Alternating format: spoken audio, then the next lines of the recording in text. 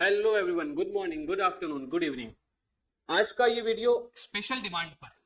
सब लोग बोलते रहते हैं कि सीएस क्या है, सीएस किसे करनी चाहिए, सीएस कौन बन सकता है, एक कंपनी सेक्रेटरी क्या क्या काम करता है, कंपनी सेक्रेटरी कॉम्बिनेशन में कौन सा वाला कोर्स कर सकता है, किसे सीएस करना चाहिए, किसे नहीं करना चाहिए। इस तरह के ढेरों सवाल अगर आपके दिमाग में है तो ये वीडियो है सिर्फ और सिर्फ आपके लिए। आप समझना बात को अच्छे से। एक कंपनी सेक्रेटरी होता क्या है, इससे अपन बात शुरू करते हैं। तो सबसे पहले बता देता हूं कि मैं कौन। I am a qualified company secretary since 2014 और 2015 से मैं प्रोफेशनल वर्ल्ड में टीचिंग, कंसल्टेंसी, मोटिवेशन और क्लासेस का ये काम कर रहा हूं।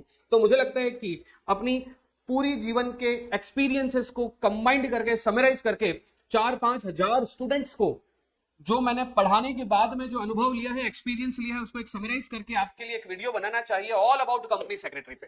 तो सुनिए, सीएस होता क्या है। सीएस की फुल फॉर्म होती है कंपनी सेक्रेटरी। सीएस क्यों कंपल्सरी हो गया, सीएस क्यों कंपनीज के लिए मेन पार्ट बन गया, तो उसका बहुत बड़ा रीजन समझिए। ऐसी कोई भी कंपनी जो शेयर्स इशू कर चुकी है उसको प्राइवेट और पब्लिक कंपनी कहा जाता है। कंपनी होती है, कंपनी में शेयर्स होते हैं। शेयर्स की जो टोटल शेयर की जो कैपिटल होती है उसे शेयर कैपिटल कहा जाता है। अगर कोई भी कंपनी जिसकी पेड अप कैपिटल 10 करोड़ या उससे ज्यादा है तो उसे कंपल्सरीली अपने यहां पे सीएस अपॉइंट करना जरूरी है। सबसे बड़ा स्कोप है सीएस का। ना करने पर 500 रुपए पर डे का फाइन होता है। तो समझिए, सबसे पहला कंपनी सेक्रेटरी क्या काम करता है। तो कंपनी सेक्रेटरी कंपनीज में कंप्लाइंस ऑफिसर होता है, जो कंपनीज की कंप्लाइंसेस को पूरा करता है। कंपनीज एक्ट 2013, कंपनीज एक्ट 2013 हर कंपनी पे एप्लीकेबल है। उसमें लिख रखा है कि आपको मीटिंग्स करवानी है, बोर्ड मीटिंग की कंप्लाइंसेस, एनुअल जनरल मीटिंग की कंप्लाइंसेस और मल्टीपल फॉर्म्स वगैरह भरने की कंप्लाइंसेस। इस तरह से आरओसी, रजिस्ट्रार ऑफ कंपनी और मिनिस्ट्री ऑफ कॉर्पोरेट अफेयर्स से गवर्न सारी कंप्लाइंसेस को पूरा करने का काम किसका है? कंपनी सेक्रेटरी का। तो being a compliance manager, compliance officer in the company, being a legal officer in the company, being a solicitor of company, आप जॉब में कंपनी के law related, company law related सारे काम को कंप्लीट करने का काम करते हैं। उसके अलावा और क्या काम करता है कंपनी सेक्रेटरी?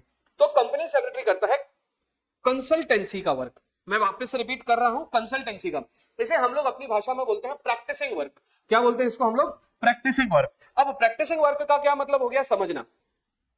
प्रैक्टिसिंग वर्क का क्या मतलब हो गया कि जिस कंपनी ने कंपनी सेक्रेटरी अपॉइंट कर दिया उसके अंदर तो फिर भी कम, लेकिन जहां पे कंपनी सेक्रेटरी नहीं है, 10 लाख से कम वाली सारी कंपनियां और एक लिमिट से ज्यादा वाली वो सारी कंपनियां, जो सॉरी 10 करोड़ से ज्यादा वाली सारी कंपनियां, और उसके अलावा 10 करोड़ से ज्यादा वाली जो बड़ी कंपनीज हैं उनको भी कई सारे फॉर्म्स जो है वो सर्टिफाई करवाने होते हैं। तो वो सर्टिफाई करने का काम भी कौन करता है? Company secretary. तो वो जो कंसल्टेंसी वर्क है उसको हम लोग बोलते हैं आरओसी रिलेटेड वर्क या एनसी रिलेटेड वर्क।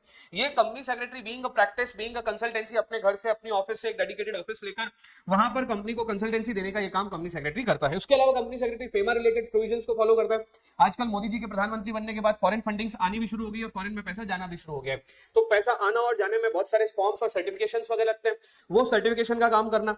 जो कंपनियां लिस्टेड कंपनियां हैं, जिनके शेयर बाजार में, शेयर मार्केट में जिनके आईपीओ आ चुके हैं, उनको लिस्टेड कंपनीज बोलते हैं। तो लिस्टिंग से रिलेटेड जो काम है, सेबी से रिलेटेड जो कंप्लायंस है, security and exchange board of India से रिलेटेड कंप्लायंस है, वो भी कंपनी सेक्रेटरी करता है।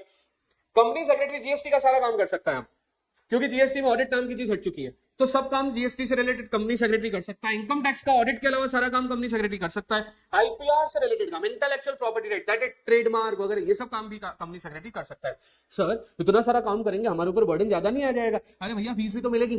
तो बीइंग अ कंपनी सेक्रेटरी आपको ये सब काम करना है। आप इनमें से कुछ स्पेशलाइज हो जाते हो तो उसके बाद आप उसी का काम करते हैं, अदरवाइज ये इनिशियल लेवल पे जब आप प्रैक्टिस सेटअप करते हो तो सब तरह का काम करोगे।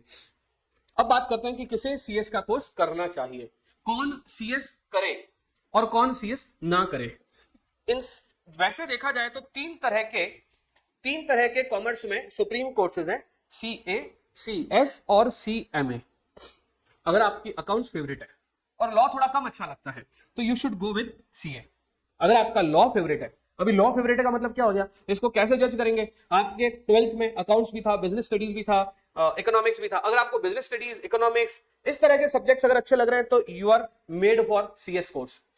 जिनका अकाउंट्स में हाथ टाइट है, जिनका मैथमेटिक्स में हाथ टाइट है, वो सीएस में आ जाओ। और जिनका अकाउंट्स, जिनको ऐसा लगता है जिनका अकाउंट्स मैथ्स बहुत शानदार है, वो सीए में चले जाओ। ठीक है, तो कौन कर सकता है? अच्छा, अच्छी अकाउंट से तो सीएस में आना चाहिए, आप एक बढ़िया सीएस बनोगे, क्योंकि आपकी अकाउंट्स भी अच्छी और आपकी बीएसटी भी अच्छी, आपकी इकोनॉमिक्स भी अच्छी है, आ जाओ सीएस कोर्स में, तो you are made for CS. उसके अलावा सीएस करने की एलिजिबिलिटी क्या है? तो सीएस करने की जो एलिजिबिलिटी है वो सिर्फ और सिर्फ 12th है। जैसे ही आप 12th पास करते हो तो आप सीएस में एनरोल हो सकते हो। इनफैक्ट आप 12th के रिजल्ट से पहले भी सीएस में एनरोल हो सकते हो, और उसके लिए आपको जाना होगा किसमें? CSEET में।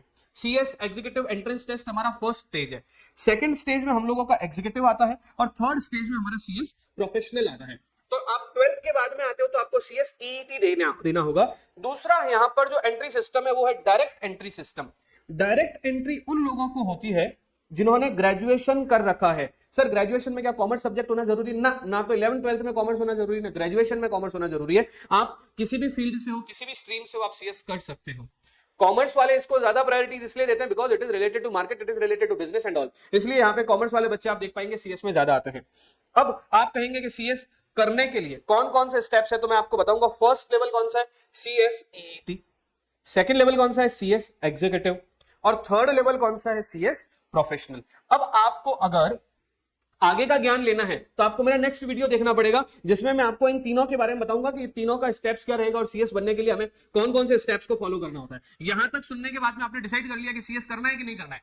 अब करना है तो कैसे करा जाए, उसके लिए आपको 3 डिफरेंट लेवल्स को फॉलो करना पड़ेगा। कुछ बच्चे मेरे को बार बार पूछ रहे थे सर सीएस के साथ कॉम्बिनेशन कौन सा अच्छा है, तो समझना सीएस के साथ आप LLB कर सकते हो। सबसे बढ़िया कॉम्बिनेशन होता है सीएस के साथ साथ LLB। सर कैसे? जैसे मान लीजिए आपने 12th के बाद सीएस स्टार्ट किया, बहुत ज्यादा इजी कोर्स तो है नहीं कि पहली बार में सब कुछ हो गया, तो 2.5-3 साल में ही कंप्लीट हो गया।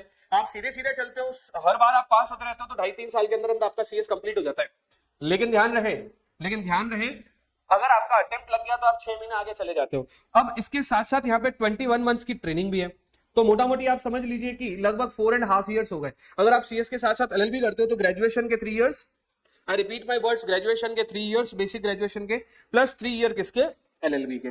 तो 3 साल में आपने ग्रेजुएशन कर ली, साथ साथ में आपने क्या कर ली? LLB। तो 3 + 3 6 सालों में आपका पूरा सीएस भी कंप्लीट हो जाएगा, और साथ ही साथ आप LLB भी कर पाओगे। इससे पहले अगर आप सीएस बन जाते हो तो साइड बाय साइड LLB चलती रहेगी। Sir what should be other option? CS के साथ में दूसरा ऑप्शन होता है MBA। अगर आप सीएस के साथ साथ MBA भी करते हो, MBA इन फाइनेंस करते हो, तो आप लीगल और फाइनेंस दोनों पे एक्सपर्ट बन गए।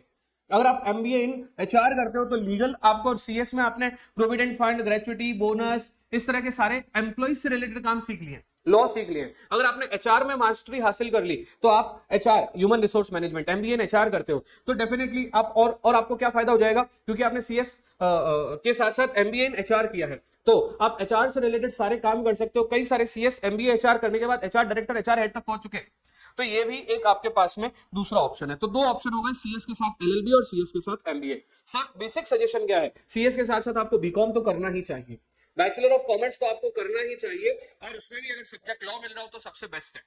और जैसे कई सारी यूनिवर्सिटीज है वहां पे सब्जेक्ट का कोई ऑप्शन नहीं है, बीकॉम, बेसिक बीकॉम होती है, तो आप बीकॉम पास कोर्स कर लो। बीकॉम में अगर आप स्पेसिफिक सब्जेक्ट चूज करने वाला बीकॉम है अगर आपके स्टेट में, तो आप बीकॉम के साथ लॉ कर लो। It will be the best thing what you can do.